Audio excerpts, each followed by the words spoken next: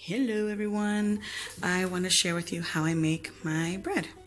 I started making bread when quarantine started. I watched a couple of YouTube videos and for no knead bread recipes, and what I eventually did was, I didn't like those. What I eventually did was use the recipe that I use for making my pizza dough, and we prefer a mixed bread. We don't like all white bread, so I use half wheat flour and half all-purpose flour, and this is what you're gonna need.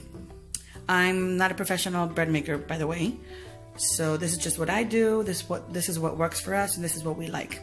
So I have wheat flour, all-purpose flour, salt, sugar, water, extra virgin olive oil, and the most important ingredient, dry beer yeast, and it says here slow proofing. Okay, so you need 200 grams of all-purpose flour. This is just about right, that's fine. Yes, I measure everything in grams. And 200 grams of wheat flour, so it's 400 altogether. And then we just salt. Bear with me because my cameraman is at work, so it's quite difficult to get it. So about this much of salt, and I would say, if you look at my thumb, I would say this is maybe 1.5 teaspoons of salt. I'm gonna give it a good mix. So now I'm gonna make a yeast water mixture, and it's important that your water is not too hot and not too cold. And the way I measure the temperature of the water is I just put the water into the microwave just for 40 seconds. My microwave is 750 watts. I don't know how much yours is, but if you could stick your finger in it and it's not burning your finger, but you know, just very, very warm, that's the perfect temperature. So you need 220 grams of water into the microwave for 40 seconds. Okay, my water's nice and warm, and this is the envelope of beer yeast. As I said before, when I make pizza dough, I use the entire envelope. Each envelope is 10 grams of dry beer yeast, but when I make bread, I use 1.5 to 2 grams of the dry beer yeast. My scale isn't that sensitive. It doesn't weigh, because this is very light, it doesn't weigh 1.5 to 2 grams. So what I do is I eyeball it. I put it in a plastic cup, and I barely coat the entire bottom of the cup. And that's all I need. So I'm gonna go ahead and add it to the water, and it immediately starts, because the water is quite warm, it immediately starts to like get mushy. And you add 2 small spoonfuls of sugar. So I would say this is 2 teaspoons. So 1, because the yeast needs to feed on something. You could even add honey if you want, or even brown sugar. Just need something sweet to eat. So I gave it a good mix, and I'm going to leave this and set it aside just for about 5 to 10 minutes until it starts to get a little bit foamy and it starts to get stinky. Okay, so here's the yeast, and it started to foam up a bit. When I make pizza dough and I use an entire packet of dry beer yeast, after 5 minutes, this is just really, it's really foamed up and it's very stinky. It hasn't foamed up that much because, remember, the beer yeast that I'm using, the quantity is roughly 2 grams, a little bit less actually. So now I've made a hole here, a well in the middle of my dough, and I'm gonna add extra virgin olive oil. We like the way it tastes, but you can also make this recipe without it. I've done it without it, and it tastes good. I just prefer the texture after it's cooked with the virgin olive oil better. So I'm gonna add 20 grams of extra virgin olive oil. Can I see it? Do I see it? Yes, there we go. Okay.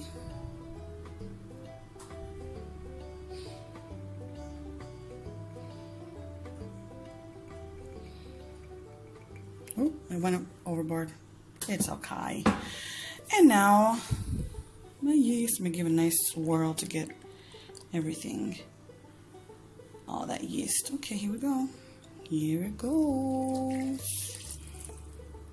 I'm gonna start out with my spoon. It's gonna get very clumpy. Now this dough, after I'm kneading it, it's very smooth and just, it's perfect, you'll see. So when it starts to get all clumpy like that, then I move in with my hands.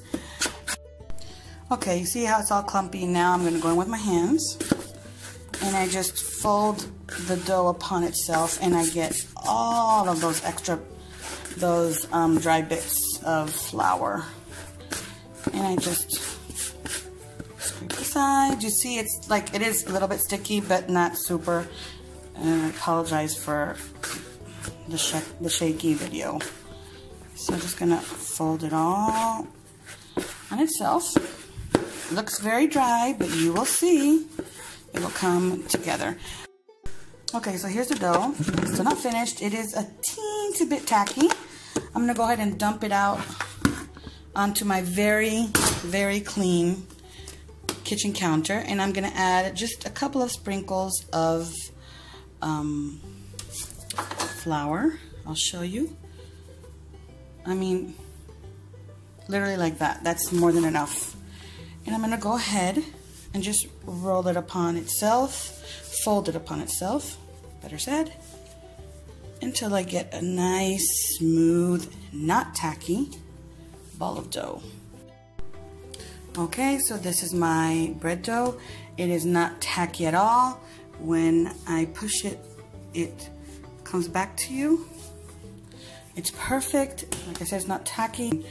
And this dough is just really forgiving. It comes together nicely. So it's not a difficult recipe to do. Now, I don't like waiting for bread. We don't like waiting for bread.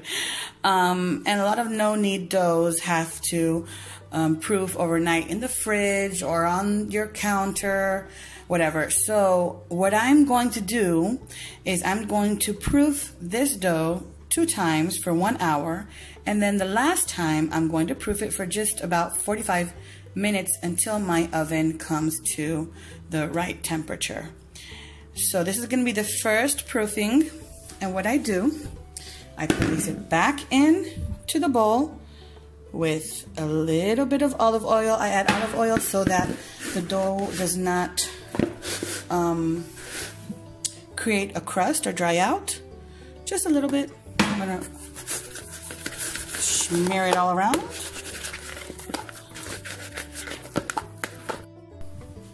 So here we go. I've placed the dough in this bowl with the lid on top, and so that it can proof quite quickly, I place it into my oven with the light on, but it's off. So it's 0 Celsius. Okay? But the heat of that light is enough for my dough to grow, to proof. So I'm going to put it in here for 1 hour. I'm going to time it, and then I'll show you the next step. Acid is going to help me. Acid, show my hands. Move a little bit. Good job. Okay. So this is the dough, and it's not doubled in size. It's half its size, which is okay. So I'm going to dump it out onto the counter. And what I need both hands for this. What I'm going to do is I'm going to flatten it out. You don't need any extra flour because the dough has that. I spread some oil on it before, so the dough is not sticky at all. So this is after the first proofing of 1 hour. Okay, lift it up a little bit. No, lift it up. Move your finger. Thank you. Oh, your finger. I can see your finger. Okay, look over here. Okay, good job. Now we're gonna fold it like we fold a sheet of paper. A sheet of paper? How do you fold this? You see, look how I'm folding. But you have to show the dough, baby girl. Move your finger. So you're gonna fold once, fold over. Move your finger, booby. There we go. Fold again. Fold again. And then fold again. Okay? Well, how are you going to make it? And then we're gonna roll it like this and make a ball. And what the folds do is it strengthens the bread. Okay, so this is, we're gonna put it back into the, I said follow my hands. Follow my hands. We're gonna put it back into the bowl.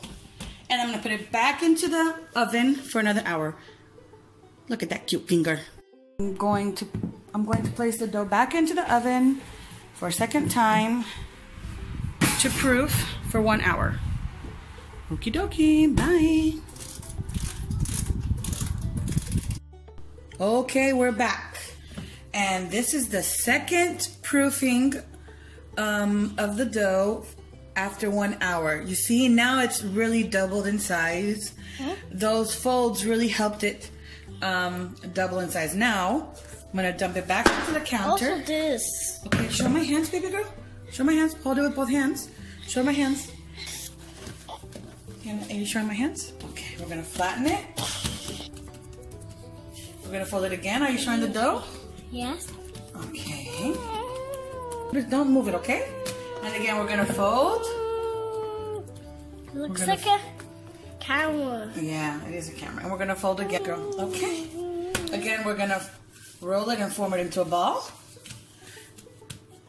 And we're gonna put it back in the dough. In the bowl. Nope. Okay, so another important thing to have when you make bread is a very heavy set pot that can go into the oven, that has a lid that can go into the oven. Preferably a Dutch oven. A Dutch oven is a cast iron pot. It's very heavy. I mainly use mine to make bread, but I have done stews in here and cooked chicken, and because the lid is so heavy, it creates a perfect environment to bake bread. And so it's like an oven within an oven. So this is what I use, and what you need to do is you need to heat it. This is really heavy. I'm gonna try to hold this with both hands. Okay, so you need to, there's over there. Okay, here's it. Okay, so you need to put it into the oven. So I placed my Dutch oven into the oven for it to get super hot. And it's going to stay in there until my oven reaches 220 C's, which is about 45 minutes. And while that's in there getting super hot, I'm going to go ahead and proof the dough for a third time, just until the oven reaches 220 C's. I'm going to place it into the oven, microwave oven, with the microwave off, and let that proof for a third time. I put it in my microwave oven so it doesn't receive any, what is it called? Drafts of air. Okay, so going back to the Dutch oven, you could use any heavy set pot. But if you don't have a pot, then you can freeform your bread onto a baking sheet, or if you have a bread pan, you could just use that. Okay, so I'll see you in a bit. Okay, I just took my Dutch oven out of the oven. It is super hot, and I will show you what I'm going to do now. But before, I took some parchment paper and I dusted some flour over it. And now, here is the third proofing of the dough. And you see it grew again. It doubled in size. Now I'm going to place it on the parchment paper. Okay, I said, hold on, hold it with both your hands. Watch your finger. Show my hands, okay. So, See you. I know you can see me. Okay, so It looks like a put the video. dough here. It looks like Are a you video. showing the dough? Yes. And I'm going, because I don't have a sharp knife, I'm gonna make 3 incisions on the top. Are you showing the dough, Booby? Yes. Thank I was you. covering. Look, Mommy, my. Yeah, and I just do 3 lines. You could do whatever you want, but this is what I do. And then I'm gonna dust some flour over it. Now I'm gonna take my dough, so I'm gonna walk behind you, okay? Okay. Okay, now show my hands over here, turn the camera. And it's gonna start sizzling. Okay, okay. Why? Because Okay. Mommy, it's not sizzling. It went, yes, okay, so there we go. I'm gonna get the lid of my Dutch oven, put it on top, and I'm gonna place it in the oven. Place it on the. Okay, my Dutch oven pot is in the oven, and the bread is going to bake first for 35 minutes with the lid on. After 35 minutes, I'm gonna remove the lid, and it's gonna bake for an additional 10 to 15 minutes, or until it's the golden brown, or until it develops the golden brown crust that you desire. We like our bread very well baked and dark golden brown on the top. And I'll show you when it gets there. Okay, I removed the lid off of my Dutch oven. You see it's already very golden. I like it just a little bit more darker, so I'm gonna put it back in the oven without the lid for an additional 10 minutes. But I'm going to lower the temperature to 200, a little bit less than 200. Okay, going back in and do 10 minutes. Oh yeah, just took the bread out of the oven, and it's beautiful. Very nice brown. I'm going to carefully with my hand take this out and knock this out. Look how pretty. And look.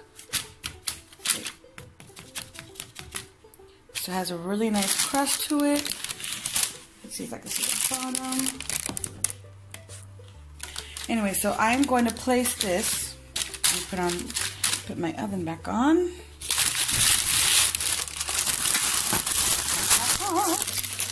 I'm going to place this back into the oven.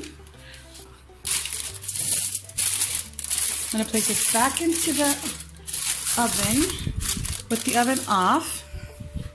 But I'm going to leave the door of the oven. Oh, they're open. That's right. Esther, close it for me, please. Close the oven for me. Close it. Close it. Go ahead. Keep on pushing. So I leave the door of the oven open and allow the bread to cool in the oven as it cools down completely, because it will keep the crust crunchy. So this is a tip that I learned from watching a YouTube video. So I leave it in there and allow it to cool completely, and then when I remove it, the crust of the bread is very crunchy. But if you don't mind having a softer crust, then by all means remove the bread from the oven, place it on a cooling rack, and then wait about maybe 30-35 minutes and have your bread. The crust won't be very crunchy, but the bread will still be tasty. Okay, here's the bread, and look, it's nice and crunchy. The crust is very crunchy. My cameraman is back from work, so I could do a nice video. So I'm gonna go ahead and slice this. And here it is. It's nice and crunchy. So from start to finish, everything took, I would say, 1 hour, 3 proofing time. So it's 1 hour plus 1 hour plus 45 minutes. So that's 2 hours and 45 plus maybe half an hour of kneading and folding. So it's less than half the time of a no-knead bread that takes all night to proof. So here it is. If you guys make it, send me a picture. Bye.